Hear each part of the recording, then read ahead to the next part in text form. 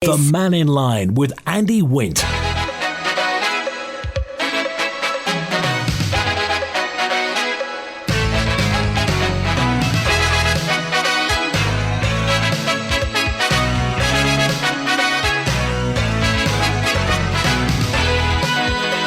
Fastermai, good afternoon. Thanks for joining Manx Radio for Mannin Line today, our daily get-together interaction.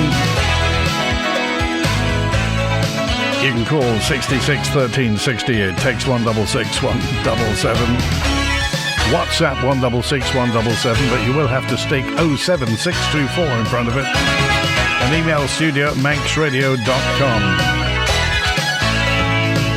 Well, I don't really know where to start today.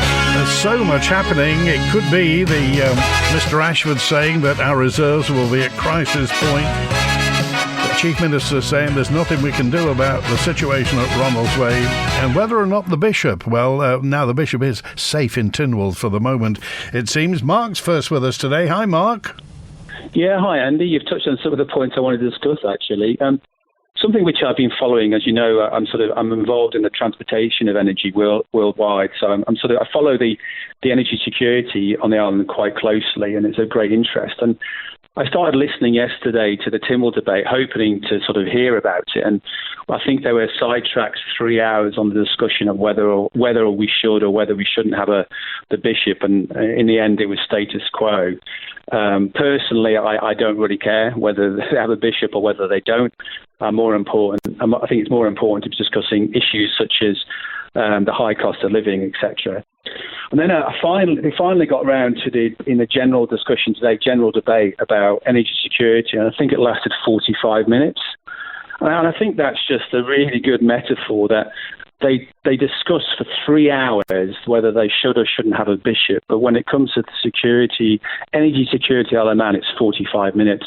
And most parties said nothing. And the interesting thing, and I think it mentioned before, not one of them mentioned our own gas field. They all talked about green energy.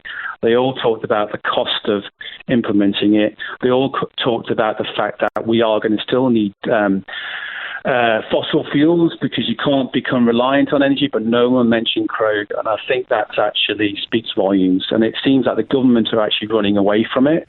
And I just wanted to pick up on one point, because I called him before when Chris Thomas was on the line saying, is he actually communicating with Crogga?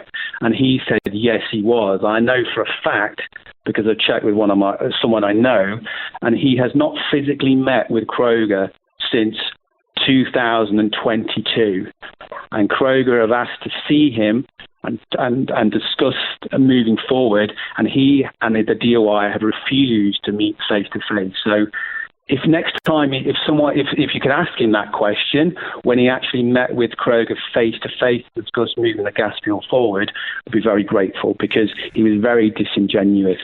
And you know, they talk about the cost, and David Ashford mentioned the fact that the government are dipping into the reserves. The gas field could potentially £6.2 billion to the Manx people, and they're just not discussing it, and they're running away. Why do you think? Sorry, I'll finish and I'll go away. No, I just wanted to ask you one thing. Why do you think the politicians are in effect shying away from this? Because they can't wait to jump onto other subjects. So why is Crogga? The politicians like to discuss easy subjects. So the fact of whether they should or shouldn't have a bishop is neither here nor there. And the majority of the population really couldn't care. The population do care about the cost of living. They care about inflation. And in this instance, what I'm calling about is energy security. So they refuse to talk about that. And the Council of Ministers love it because it's deflect, derail, and talk about other issues rather than the important things. And I just thought the whole thing was disgusting. And it comes back to the point I made yesterday was, you know, it's an awful parliament. They're just not there to talk about the difficult subjects. David Ashford did actually mention yesterday about them dipping into the reserves, and I think Alex Allison mentioned, he's confident about it. I'm not. But at the same time, they refuse to talk about the potential. I know there's potential if they can drill. It's a 50-50 chance, flick of a coin. That could potential £6.2 billion to the Isle of Man, and they refuse to talk about that. And myself as a resident and involved in the energy chain, I'm absolutely mad because I see what's happening around the world. I mentioned before, Germany and many European companies are gearing their infrastructure up for the import of LNG. And if they had a gas field, they would absolutely drill. If Finland had one, they would drill. If Germany had one, they would drill. The UK the North Sea Transition Authority are probably going to issue, they've said on their website, over 100 licenses this year in UK territorial waters. The UK wants to drill. The UK is also gearing up for importing LNG. The Isle of Man is running away from it. It's absolutely disgusting. I'm mad about it. And I think if we had such a thing as a general election today, the whole lot would be voted out, because I think most of the Isle of Man population are actually disgusted with them, and we can't trust them. Sorry, I've had a bit of a rant there, Andy. I was just absolutely infuriated on the general debate. What you say is, the fact that they're jumping on fairly easy subjects that will really have no bearing, because, as you say, the bishop will continue to stay in Tynwald. Everybody knows that's what will happen. So it's a fairly safe bet of wrapping up and using, as you say, 4 hours or 3 hours talking about it. Absolutely. It was just, and it's just, I mean, pardon me, but it's the same old waffle. And they're just not tackling the subject.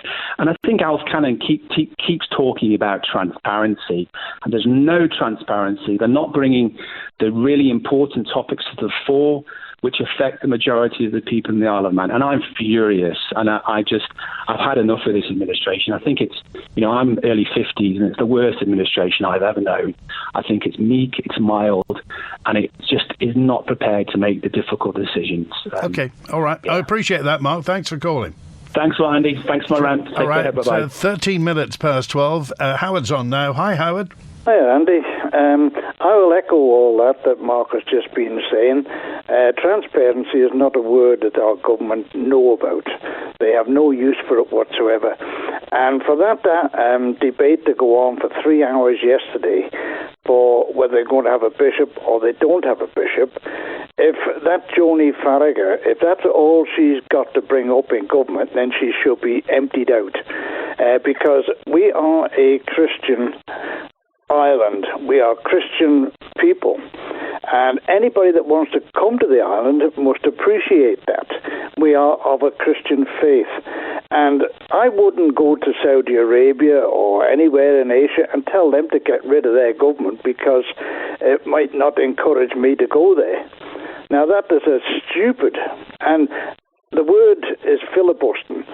And for Mark's words there, he was quite right and said that filling the gaps in with all sorts of rubbish so they don't have to talk about the serious things. And in the next few years, we're going to have another election. And half of these people, they'll be disappeared, and they'll made their little bit, and they'll have their pension, and they can sit back comfortable. And then, but as it stands, I pay for gas, you pay for gas. The electric's going up again. The cost of living's going up. There's not one word about anything like that from any of them. They're all sitting there like the three wise monkeys. Hear no evil, see no evil, and speak no evil. And this is what our government is at the moment. They're not even wise monkeys. As I say, filibustering 3 hours to talk about something that's already been debated and consented for the bishop. Now, I'm not a person that goes to church on a regular basis, but I am a Christian, and I was raised in the Christian faith. But for them to bring this back up again, it just shows exactly what our government are worth. Nothing. Because they're not talking about the things that the people elected them for, to govern and to ensure the safekeeping of our island, and to try and, as I say, to get rid of one man and spend all that time wasted, and then it came to nothing anyway. In the end, he's still sitting there. Fine, no problem. But would they go off to any other country and tell them to get rid of their government? Because, as this Joni Farragher said, we want to encourage people to come here and not feel upset that, we have a bishop in government. Half of them wouldn't even know. So what the hell is she talking about? And as Mark says, it makes you very, very annoyed. And it's time. Pity we couldn't just have a mass emptying out, because the tribe that we've got in there now are Absolutely useless. And I'm pulling on 80 now. And he said, and quite rightly so, this is the worst government that we have ever seen. There's not one man or woman in there is worth the money they're being paid, £60,000 a year plus. To what? To waffle on about nothing. So let's see what other people have to say about the that particular side of the debate yesterday. A complete and utter waste of time. OK, all right, thanks, Howard. Take care. Cheers Bye now. now. 17 minutes past 12. The Council of Ministers will discuss the situation at Ronaldsway Airport. It's not possible, they say, to tackle the shortage of ATCs, air traffic controllers, by recruiting from elsewhere. The Chief Minister commented that. He said the runway is currently being closed 5 times a day in order to ensure that the air traffic controllers have time for their mandatory breaks. That's what's happening. I'm afraid my understanding is that it's not that simple, and simply going out, finding an air traffic controller from Heathrow or Gatwick and then just simply bringing them to the Isle of Man. That option just does not exist without giving them also substantial training in different areas of operational procedure that are particular to the island. That's where we are at the moment. We kind of shrug our shoulders. It was mentioned about David Ashford and what David Ashford has been saying about using our reserves. Government spending at the moment for the rest of the current administration, David Ashford says, will leave our reserves at crisis point.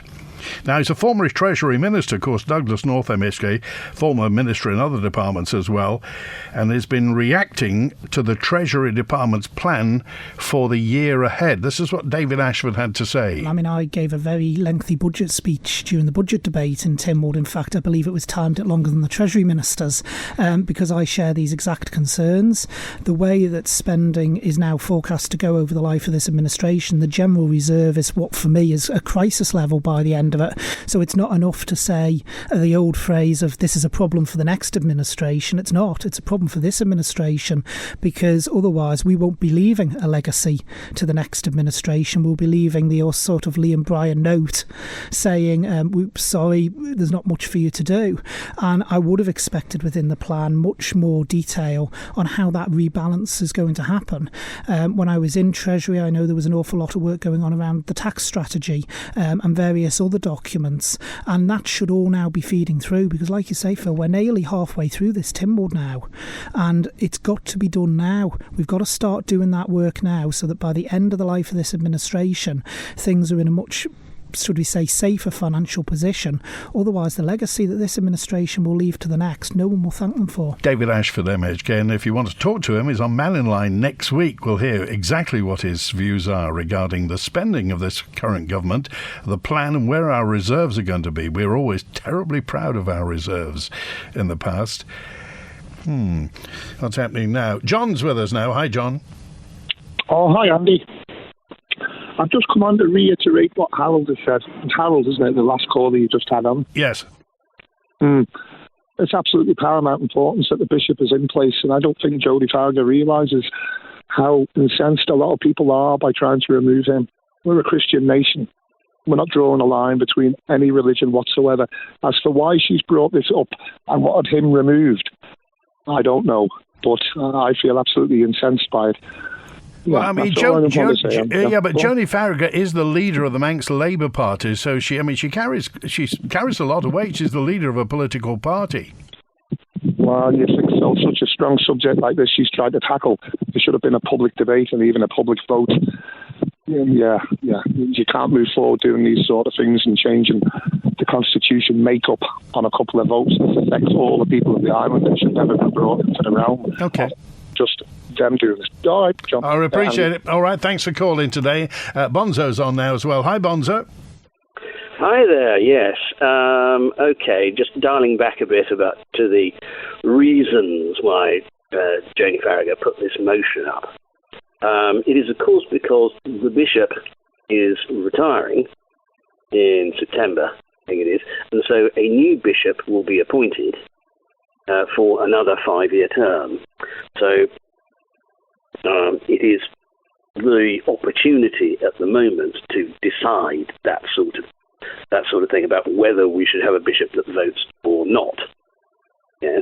because, of course, the fact that the bishop is being replaced. So that wouldn't be something that could be really discussed for another 5 years until the other bishop, or the replacement bishop, then retires, and a new one is then required. So that's the reason why the motion was brought now. Okay? Now, whether or not you agree that is an important thing to bring up right now, and it is kind of another matter. And I'd agree, actually, with many of the previous callers, that Tynwald really does have rather better things to do, and rather more urgent things to do. However, Tynwald can decide, of course, what it is going to discuss. And if it wishes to discuss that and debate that, then fine. And if the debate for the energy security issue, which David Ashford had, and by his own admission, it was really just a kite-flying debate to kind of see how members felt about the issue, so then he could go on into the next session of Tynwald after the summer break and try and push forward motions for legislation.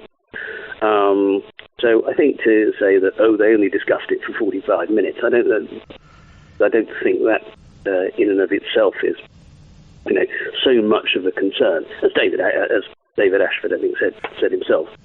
As for the general direction of the government, well, what government, what direction? It is pretty chaotic at the moment, and we've had we're getting on for 2 years now of this government, and action has been glacial, if detectable, and that's just not helping one iota. I think I mentioned before that the government, isn't bad because it makes bad decisions. It's bad because it makes no decisions. And there needs to be, when we're looking at things like energy security, the implementation of renewables, and we're looking about revision of our taxation policy, because we are running out of money, and we're running out of money fast. Those things need to be addressed right now. And do you think that the population, I mean, if anybody's been on the Isle of Man for the past 30, 35 years, they will have known only spending from the government. Remember when money used to slosh around, with the hospital, the incinerator, with the iris system, the brand new power station. Suddenly we were into big capital projects all the time. Do you think we've got just a little bit too used to the fact that thinking that the government's got terribly deep pockets, and we don't have those deep pockets anymore? Well, firstly, of course, there was the VAT issue, where essentially we double-dipped on VAT, and then after the 2008 financial crisis, the UK Treasury looked at things and went, hang on a minute, we can't have this. So then the VAT agreement was unilaterally renegotiated. And we should remember about these things with FIRSA and the successor to the VAT agreement and other things. But yes, the UK can unilaterally renegotiate things any time it likes. When you say unilaterally renegotiate, we were basically told what was going to happen. Yes. That was the euphemism used by Bell and others at the time. But yes, essentially, we were told, yeah. And that is the thing. That I think one of the fundamentals about the Manx constitutional situation that people really don't seem to grasp, and certainly many people in Tynwald don't seem to grasp, is that the Isle of Man only has as much home rule as the UK thinks fit at any particular time. And people have to appreciate that. So people who are going, oh yeah, well, we can have Crogga, we can have £6.5 billion worth of Crogga. if if there was £6.5 billion there, it's not going to be the Manx who are going to get it.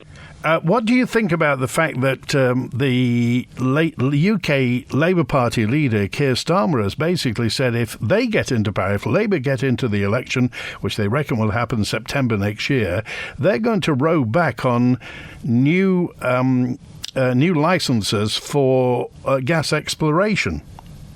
Yes, so there's another reason why not to do it. So you think possibly that a Labour government could tell us, you may have gas, but we don't think you should drill for it? Yeah. I mean, the thing is they can, we can drill for it, but I think we might find it rather difficult to land. Because their plans are for it to go to Barrow. It's going to go that way. Yeah. So otherwise, then I suppose we could have an LPG plant in the north of the island, converting the gas into LPG, and have great big LPG tankers coming in and fueling up. I'm not quite sure how most people in the north would feel about having half of the sort of northern plain industrialised for a liquid petroleum gas plant, let alone, of course, the health and safety issue of having you can guarantee that on your doorstep. You can guarantee that JARP wouldn't like having that. You know who JARP is? No. Just another rich person in the northern plain. Oh, I must remember that one. All right. Gotta go. Thanks, Bonzo. Okay, cheers. 28 minutes past 12 on Manx Radio. The subject of fluoridation was on the agenda as well. Last month, Tynwald was divided over whether adding fluoride to the water supply should be investigated further in a bid to improve oral health among children. A committee looking into the issue initially sought a twice yearly fluoride varnish to be applied, but the Council of Ministers seeking to amend the recommendation in favour of a study into fluoridation. So no varnish, another study into fluoridation, which has been rejected by the Manx population since the 1990s and before then. The committee looking into it is going to go again. A combined vote took place. Daphne Kane is on the committee looking into fluoridation and oral health on the Isle of Man. Would it be a good thing? Well, possibly yes for the vast majority, although there were concerns raised with me. Those with thyroid or kidney issues have concerns about it and would not accept it. But we already put chlorine in the water. We already put other things in to make it good drinking water. Would public have the trust that it would be monitored? Who would monitor the levels were suitable?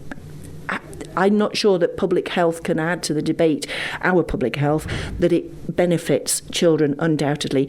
The worry I have is that the emphasis then won't be on the aspects of oral health on the island that we need to be adjusting, which we've got over 3,000 people on the waiting list for an NHS dentist. 1,000 plus of those are children. So we really need to focus getting more dentists, providing more oral health and hygiene care to young people on a regular basis to affect better outcomes, i.e. fewer fillings, fewer holes. That's Daphne Kane, who is on that committee. The Health Minister, Laurie Hooper, MHK, admits he was surprised that the study didn't receive backing the first time round. I mean, I was quite surprised that, just by way of example, they didn't talk to any dentists. I mean, if I wanted to have information about children's oral health, probably would like to talk to the dentists that actually deliver the service. They also really didn't talk to the department. They didn't take any proper oral evidence. It was a bit of it felt like the report had been written before they'd even bothered to take any evidence, which is quite frustrating. And then when you look at the recommendations in the report, a number of them were telling us to do things that were already underway. And if they'd have asked the question, are you already doing this? The answer would have been yes. To my mind, I was quite disappointed by that committee report, and I said as much to Tynwald. The next step up from what we do already is we should put fluoride in the water. That's the next logical step. That's what all the evidence would suggest is the right thing to do, the public health arguments. But I think I knew that if I tabled an amendment to the report saying we should put fluoride in the water, Tynwald would absolutely go apoplectic about it. I thought, obviously quite wrongly, that tabling an amendment that said let's get the evidence out there in public and have a proper informed debate about it, even that kind of halfway house, even that didn't get through Tynwald because Legislative Council said no. The Keys said we should do that, but Legislative Legislative Council said, no thanks, we don't want evidence-based policy. Not all of them. There were a number of members of Legco that voted quite sensibly. So that's the challenge I've got, is on the one hand, you have a committee or a parliament and a public saying, government, we need you to go out and be bold and do more. And every time you try, actually, you're just dragged back again by Tynwald saying, actually, no, we don't really want you to do that. So you're stuck between a rock and a hard place, really. There is Laurie Hooper sounding frustrated about the progress or lack of progress as far as he sees it with fluoridation. I just wonder what your thoughts are. Text, email, call and WhatsApp, and we're online, of course, as well. I actually just had a note in from JARP in Paris, just another rich person who said, I'm stuck at Le Bourget Airport in Paris trying to fly back to the Isle of Man, having been to see Pink in Paris last night. However, because Ronaldsway's got funny closing times, we're not sure when we're departing from Le Bourget to fly to... I know you're saying there is no scheduled flight from Le Bourget to Ronaldsway. I think they're flying privately. JARP at the Pink concert last night. Any thoughts on your mind, by all means do get in touch. Lots to get through. Actually, there was some more yesterday. I didn't get to. There was comments about the gulls yesterday and people feeding the gulls. So we'll see. According to the last census, only 54% of people claim to be Christian on the Isle of Man. Not sure we can still claim to be a Christian island and a Christian nation. It's time to move on from religion in politics and to modernise, says that texter, 653. I just wonder what your thoughts are regarding the bishop. Do you think the bishop is an assertive politician or a passive politician? The bishop is in Tynwald and does have a vote. So do you think Joni Farragher, leader of the Manx Labour Party, is right in questioning the fact at this point where this juncture, of course, there is a junction because we will be getting a new bishop later on this year as Bishop Peter is leaving. Do you think it's right to question the role and the function of the bishop in Tynwald? Or... messages so far say far better things to worry about. Do you know a scrap man? 'Cause I've got scrap to clear, causing copper, brass and lead, and I need cash for beer. What? You don't know a scrap man? Gastains at Foxtel is the one for you. Gastains will take all scrap metal and is also licensed for dry cell and lead acid batteries. So don't delay, ring 801 337 now. So now we know a scrap man and all our scrap's been cleared. Ring 801 337, then have cash for beer. Call cost dice today and get yourself a beer. Every drop is precious. Water. So easy to take it for granted, isn't it? Our reservoirs supply the needs of our island, but with the effects of climate change, that's becoming more challenging every year. Manx water is the only water we have, so we need to make every drop count by using it wisely, at home, in the garden and in general. Visit manxutilities.im to find out how you can begin smarter living, to lower energy bills and reduce your impact on our island environment. TGI Fridays, Harry Ramsden's, Greg's, Chiquito. They're each loved for food and enjoyment. And now they've all teamed up with Iceland to bring their famous food direct to you. Piccolino, My Protein and many more, all in one place. Shop right, so anytime you're craving for what makes them famous, we can help. No defrost, no prep, no waste. Straight from the freezer into the oven. And all at great prices. New exclusive brands. Only at ShopRite. Proudly locally owned. With new displays coming soon to Miller Chaps of Ramsey, the Miller Chaps Flash Clearance Sale is now on.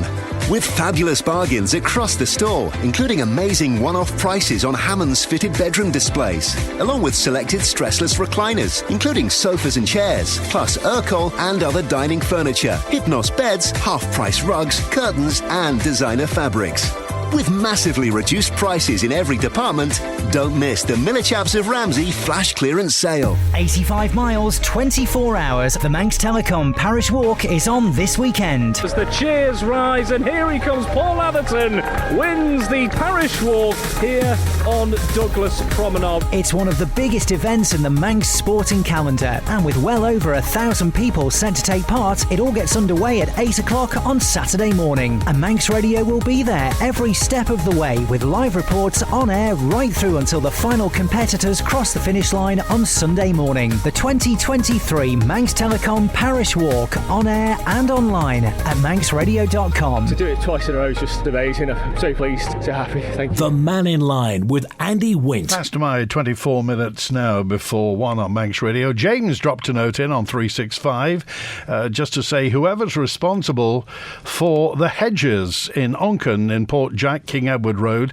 tell them to get them cut. The footpath at Port Jack bus stop is impassable with brambles taking over all the path. People having to walk single file, or people with prams going into the road. It's a public nuisance and it's endangering people. The footpath to Happy Valley is also impassable with weeds and brambles overgrown. Some of it's falling away. It's really dangerous. Somebody needs to do something. Nesting birds is an excuse to do nothing. It's going to be too late if anybody's injured. Who's responsible, says James. Well, it's not Julian, but he is with us. Hi, Julian. Hi, Andy. How you doing? I'm fine, thanks. Yeah, good. Good. First off, just interested to extol all the points that have been made previously and all the other callers, Mark especially, just to shed some light perhaps on what's going on at the airport, perhaps.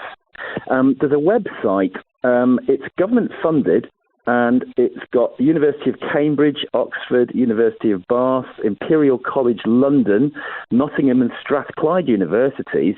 And the website is called UK Fires, like a fire, like we've just mentioned, FIRES.org. And they appear to be saying that the future resource efficiency strategy should include no meat or lamb going forward after 2030, and also removal of most UK airports.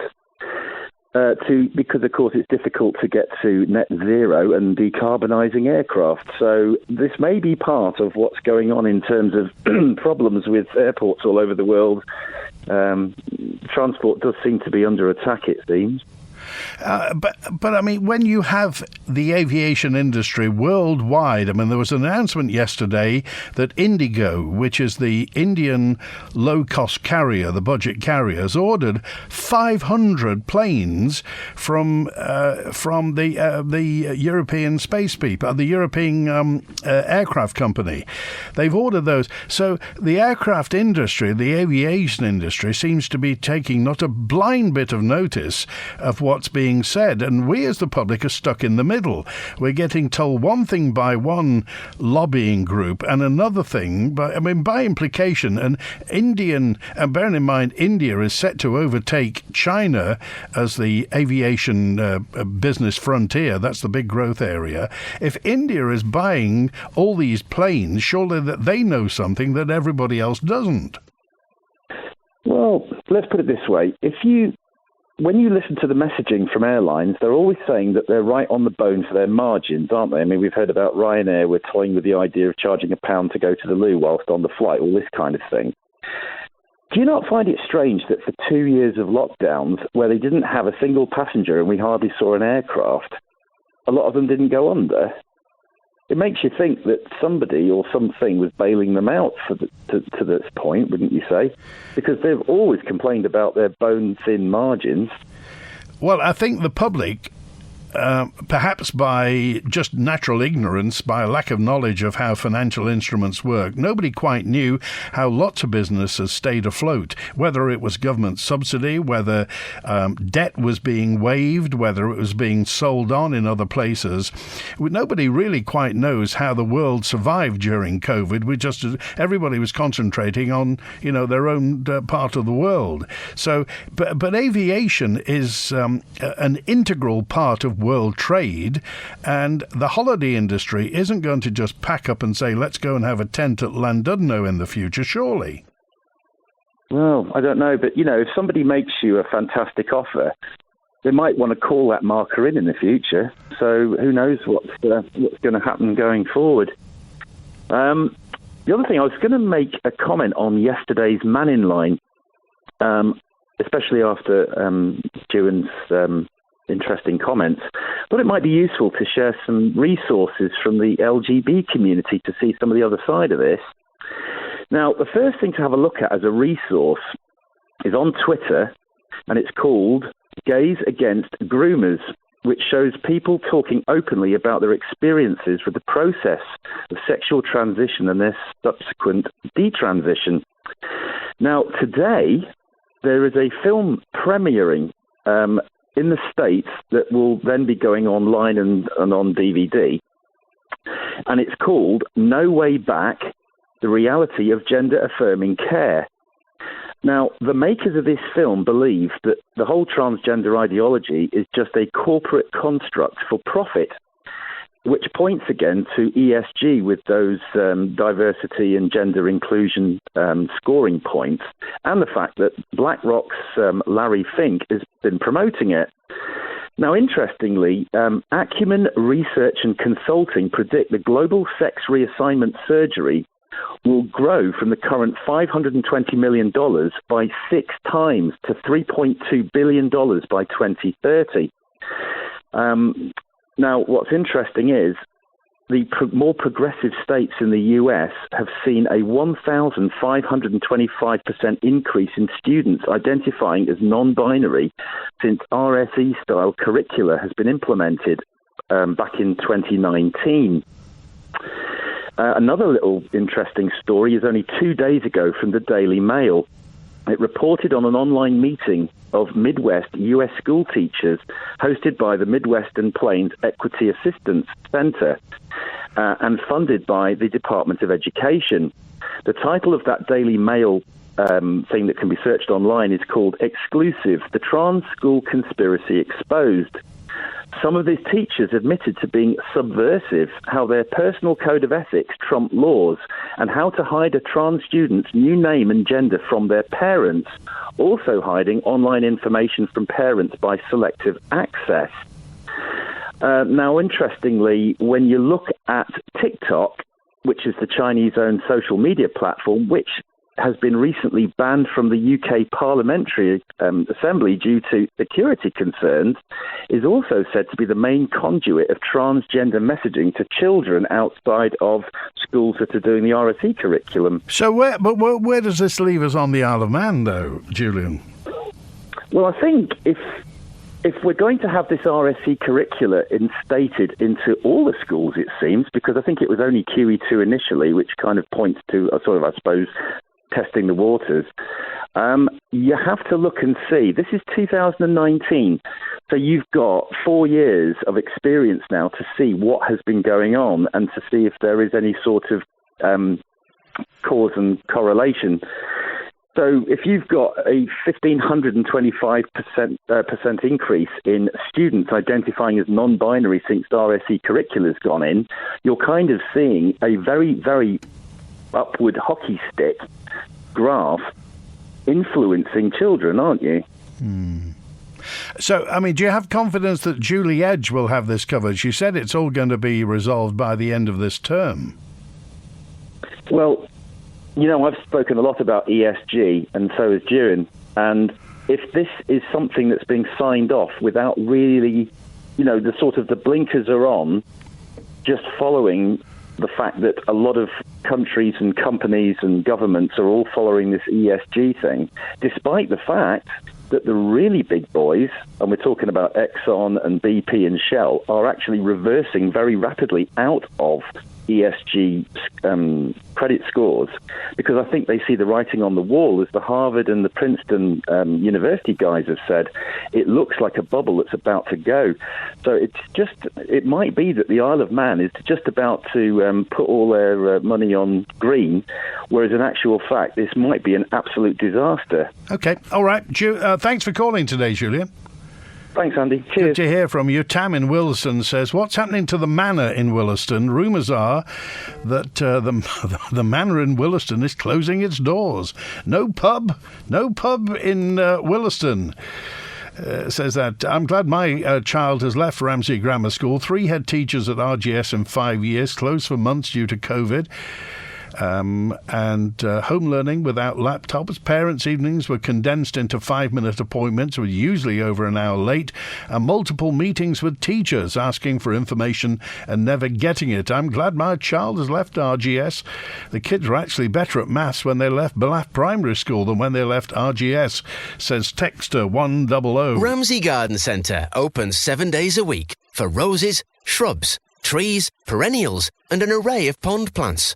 Or if it's fire pits or solar lights, there's never been a better time to visit Ramsey Garden Centre. It's the Manx Telecom Parish Walk this Saturday. Whether you're walking, watching or driving, remember the roads will be extra busy, so take extra care. For details of road closures and to follow your friends and family, visit parishwalk.com. Serving the island for an impressive 45 years, it's now been 30 years since B&B Furniture opened the doors on our fantastic megastore. And to celebrate, we're offering up to 30% off in the fabulous B&B Furniture Summer Sale. Call in store and find huge offers in every department, from kitchens and bedrooms to dining furniture and sofas, with up to 30% off across the store and no deposit required when you take advantage of 3 years interest-free credit.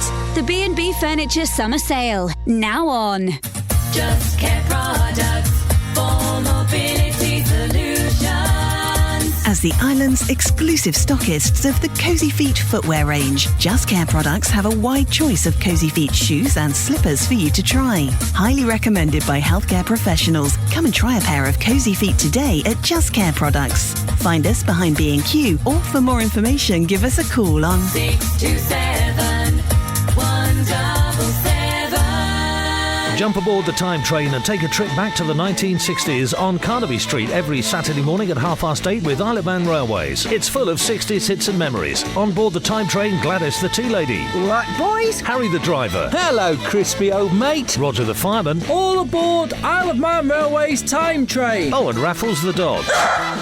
And of course you and me. You can win tickets for two for one of the Isle of Man Railways fantastic dining car experiences. Carnaby Street, 8:30 on Manx Radio, on AM/FM, online, on smart speakers and all over the world at manxradio.com. The Mannin Line with Andy Wint. Thank you, Ruth. 091. Ruth says, herring gulls need our support. We need to feed the gulls. They're starving and the number of herring gulls is depleting. We humans have scoured the seas. We've emptied them of herring, their main source of food. Gulls tidied the place up by eating the food dumped by stupid individuals, and they did sterling work on the stinking seaweed which accumulated by the War Memorial. So consider nature, says Ruth in Douglas. I had a few messages in about people actually feeding the gulls where they're not supposed to. Now, wasn't it, do you remember at one time, didn't Douglas have a bylaw officer that used to stop people actually taking loaves of bread? There used to be, I think, a few individuals who took loaves of bread onto the prom and sat being surrounded by hordes of gulls. Does that happen anymore? I got a message in from Tony, who said, I was at a fast food place, McDonald's it was. I was at a fast food place the other day and was sitting in the car park drinking my cola, and next to me was a big 4x4 with two women in it. Two women in it who were munching their way through their fast food, throwing chips out. They're called French fries at McDonald's, by the way. Throwing chips out onto the car park and attracting gulls. At the end of it, they got out to throw their rubbish into the bin, which I thought was good, and then emptied a whole packet of chips, French fries, onto the grass by McDonald's, and of course the gulls then came in. Surely this is illegal, says Tony. Well, it's private land, really. What McDonald's think of it, I don't quite know. And a note in from Alan who said, who is in charge of air traffic control at the airport? His name is Jeff Pugh. The head of air traffic services at air traffic control at Ronaldsway Airport is Mr. Pugh. He's in charge there. That's public knowledge. And maybe we'll hear from Mr. Pugh on what's going to happen. Everybody seems to say it's really complicated. We're very sorry about it. And everybody is working tirelessly. In the end, well, last night the Lake Gatwick was cancelled. Can you put yourself in the position of an airline now looking to the autumn and thinking, we'll get some new routes on my airline, call it any airline you want, and thinking, what about the Isle of Man? They've only got Logan Air and a bit of Aer Lingus and EasyJet. Maybe we'll go to the Isle of Man. Let's check on their air traffic control service and see how it's... Well, never mind. We'll fly to Carlisle instead. David's on now. Hi, David. Hi, Danny. Talking about gulls and birds and pigeons. Do you remember years ago there was a counsellor, she's no longer with us now, who used to feed the pigeons down on near the War Memorial somewhere? Well, I do remember, yes, she had that antique shop in Duke Street. It was a lovely lady, but she did have a habit of feeding the pigeons. And that's the issue that I've got with it too. The amount of people that have concerns with people having gulls picking up food outside of restaurants or chip shops. I've seen it myself in Peel, where somebody comes out, has a bit of a burger there or something like that. The gulls are straight down in, and then 9 times out of 10 they pick something up off somebody. Potentially can hurt somebody. I know people have been hurt by a gull hitting them. And they're quite big birds, and I would just say to people, it may sound as though I'm being cruel. I'm not. That they should be feeding offshore and not coming inland, in my opinion. And the same with other things that we get. And when you have food coming around, you get then at night big fellas, all sorts of things that come around, don't you? You see them pecking in the litter bins where we should have more traps on them. You looked at it over TT week, and I remember people putting their messages out all the time. If you're having a sandwich or you're having a bit of a burger and you got some of it left, put it in a bag, put it in a bin. Don't give it to the wildlife. Okay, all right. Thanks for that. See ya. Cheers now. Nigel on 666 says, how is the Bishop's position any different from any unelected MLC? Well, they're elected by MHKs. They're not obviously subject to a public vote. They are elected by people who have been elected, says Nigel. So any thoughts on that? Is the Bishop's position any different? Would you feel bad if the Bishop weren't there? I mean, you may or may not class yourself as religious or spiritual, but do you think it's a good idea to have the head of the church, the main religion on the Isle of Man, the Church of England, do you think we should have the head of the church on the Isle of Man in our Parliament? This government's the worst ever. It's more like a school playground. They behave like children. They're here to serve us, not for their own agenda. Most of them are only in it for the wages. They promise they'll do this and that until they get elected, and then it's a case of, we can't do that. Says Texter 692. Well, let's be charitable and say that most of them aren't in it for the wages. Lots of people took pay cuts to go into Tynwald. I don't know whether you remember, there was one airline pilot. Do you remember? Paul Quine, Mr. Quine, stood for Douglas South as an airline pilot for, I think he was with Flybe at the time. He took a massive pay cut to become an MHK. Now, I'm not sure he got any thanks for that, but, his bank manager would have known that. There may be many people in Tynwald who can earn a lot more money in the private sector, but they choose to go into public service. So we'll find out. Now, later on this week, got some Mannin Lines coming up. On Friday, we're talking about assisted dying on the Isle of Man. Remember, Dr. Allinson has got this private members bill going through. There's a Manor Line special this Friday 23rd on assisted dying in the Isle of Man. Now, for and against, Trevor Moore is from My Death, My Decision, and a crossbench member of the UK House of Lords, Baroness Finlay, Elora Finlay, will be here, and we'll be talking with you about assisted dying on the Isle of Man. So Trevor Moore from My Death, My Decision, who's for it, really, you can check his website, Trevor Moore, My Death, My Decision, and Baroness Finlay, a UK House of Lords crossbencher, who I believe is going to be addressing members of Tynwald as well, who is against it. She's a professor in palliative care. So that's this coming Friday. Next Wednesday, David Ashford, MHK, will be on Mannin Line. Ex-minister, triple minister, really, had 3 ministerial your portfolios. And now prominent backbenchers just been talking about the fact that our reserves will be in crisis if we carry on spending the way that we are. And a week on Friday, the 30th of June, Charles Gard will be on Manx Radio, the heritage campaigner, the man who's put out those 2 videos about our crumbling infrastructure and our crumbling heritage. Now, if you've got any questions you want me to put to any of those 3, of course you'll be able to call directly on the air and speak to them. But if you've got a question, then email manninline@manxradio.com or leave a message on the answer phone 682-631. So that's a sister dying on the Isle of Man this Friday with Trevor Moore and Baroness Finlay, Laura Finlay, David Ashford, MHK next Wednesday, a week today, and Charles Gard a week on Friday. That's it. Enjoy the weather today.